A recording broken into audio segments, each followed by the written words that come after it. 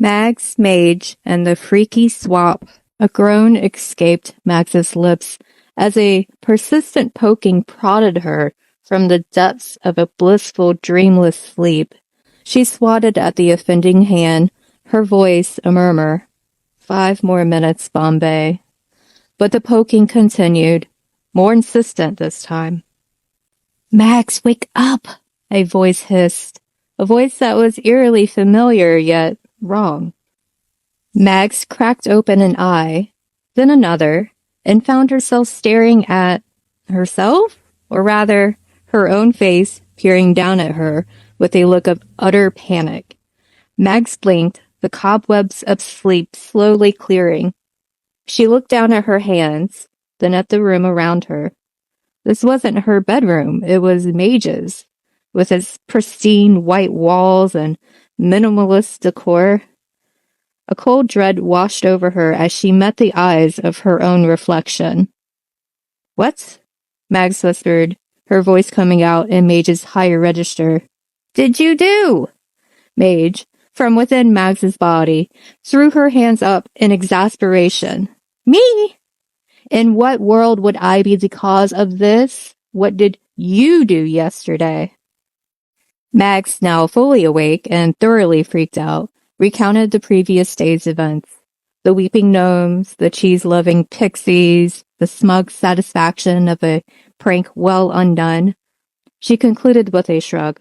And I'm pretty sure Joffrey's miffed that I ruined his fun. Mags's eyes, now Mage's eyes, widened in horror. Miffed? Mags, you don't miff Joffrey. You've doomed us both. She grabbed Mags by the shoulders, her grip surprisingly strong as she lifted her up out of bed. You have to go to work for me, now. I'll find Joffrey and fix this. Mags, eyes wide, replied, You must be joking.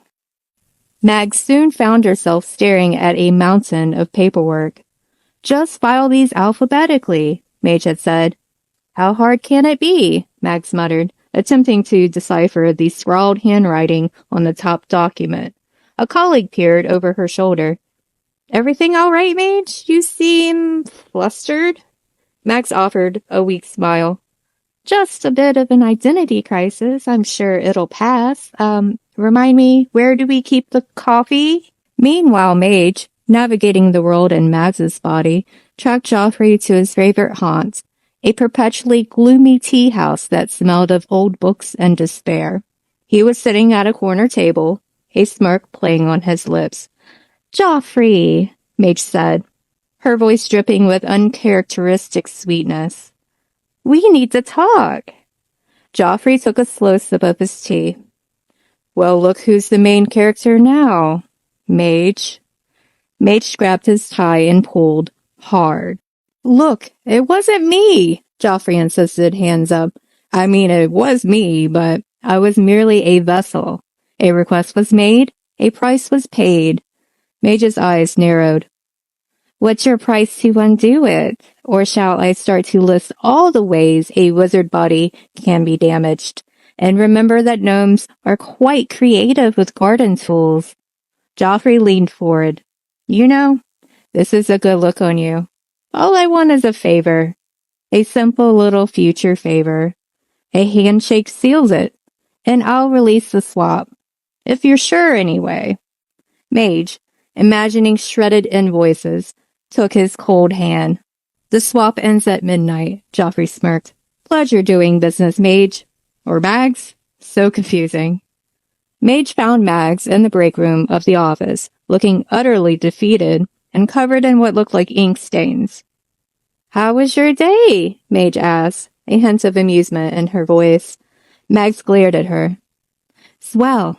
I think I accidentally shredded a month's worth of invoices, offended 3 clients, and was mistaken for a performance artist. Luckily, your boss thinks I'm eccentric and gave me the rest of the day off. So everyone lived through it. Better than I'd hoped for, even. Mage relayed the news about the deal with Joffrey. The swap ends at midnight, she said, but I had to promise him a favor. Mags, however, just started to laugh. A genuine hearty laugh that sounded strange coming from Mage's throat. Don't you worry your pretty little head about it, she said. After all, Max continued, a slow triumphant smile spreading across her face, you shook his hand with my hand. According to the rules, the favor is owed by me.